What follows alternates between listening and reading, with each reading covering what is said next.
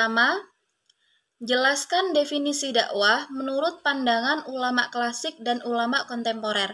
Jadi, definisi dakwah menurut ulama klasik adalah suatu ajakan untuk berbuat kebaikan dan melarang keburukan dengan tujuan agar manusia beruntung di dunia dan akhirat.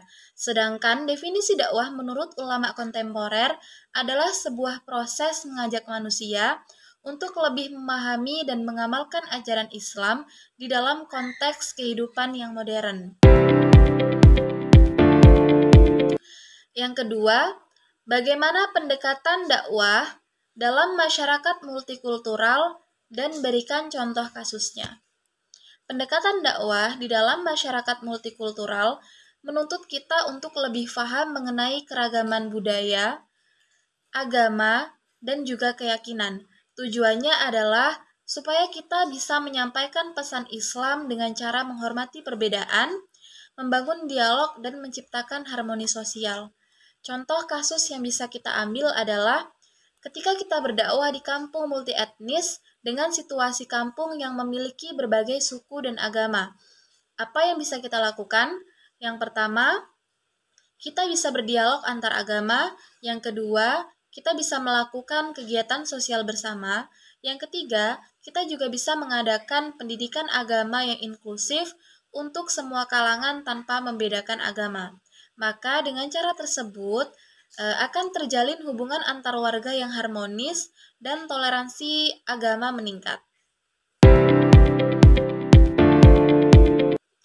Yang ketiga, berikan pandangan Anda mengenai pengaruh budaya lokal terhadap efektivitas dakwah di suatu wilayah. Seperti yang sudah kita ketahui, budaya lokal memiliki peran yang sangat signifikan di dalam mempengaruhi efektivitas dakwah di suatu wilayah. Karena budaya sebagai sistem nilai, norma, perilaku yang diwariskan secara turun-menurun, sehingga membentuk cara pandang, pola pikir, dan juga tindakan masyarakat. Oleh karena itu, pemahaman yang mendalam terhadap budaya lokal menjadi kunci keberhasilan suatu dakwah. Yang keempat, sebutkan faktor-faktor yang menyebabkan kegagalan dakwah dan solusi untuk mengatasinya. Faktor-faktor yang dapat menyebabkan kegagalan dakwah, yaitu ada dua. Yang pertama adalah faktor internal, yaitu dari dalam diri dai itu sendiri. Yang kedua yaitu faktor eksternal. Faktor internal seperti kurangnya ilmu pengetahuan dai, kurangnya persiapan yang dilakukan, dan tidak konsisten dalam beramal. Sedangkan faktor eksternal seperti pengaruh lingkungan sosial yang negatif, yang kedua adanya perbedaan pendapat, dan yang ketiga perkembangan teknologi.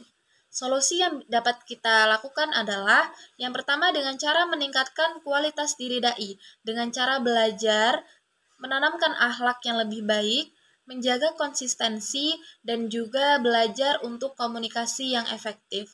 Yang kedua, kita bisa menyesuaikan metode dakwah seperti dengan cara memahami karakteristik mad'u atau tidak hanya menyampaikan tapi juga memberikan contoh, dan bisa juga memanfaatkan media sosial seperti TikTok, Instagram, dan juga YouTube.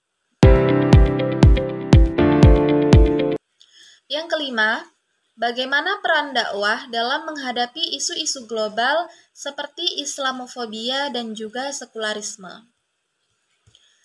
Dakwah memiliki peran yang sangat krusial dalam menghadapi isu-isu dakwah seperti Islamofobia dan juga sekularisme. Karena dakwah dapat menjadi alat yang efektif untuk meredam dampak negatif dari isu-isu tersebut. Dakwah juga bisa berperan dalam kasus ini seperti meluruskan persepsi tentang Islam, membangun toleransi dan juga kerukunan, menghadapi sekularisme dengan bijak, selanjutnya membangun umat yang kuat dan tangguh dengan cara meningkatkan kualitas iman. Yang selanjutnya kita juga bisa berperan dengan menjadi teladan yang baik dengan cara menunjukkan perilaku dan akhlak yang baik.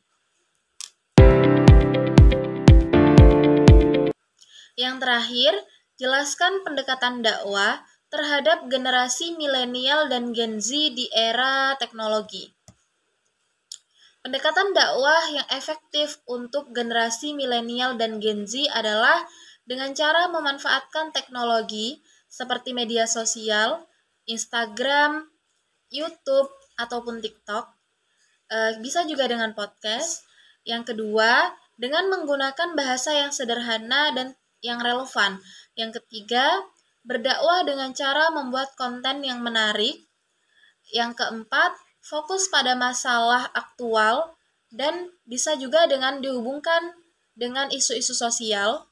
Yang selanjutnya, dengan cara membangun komunitas online.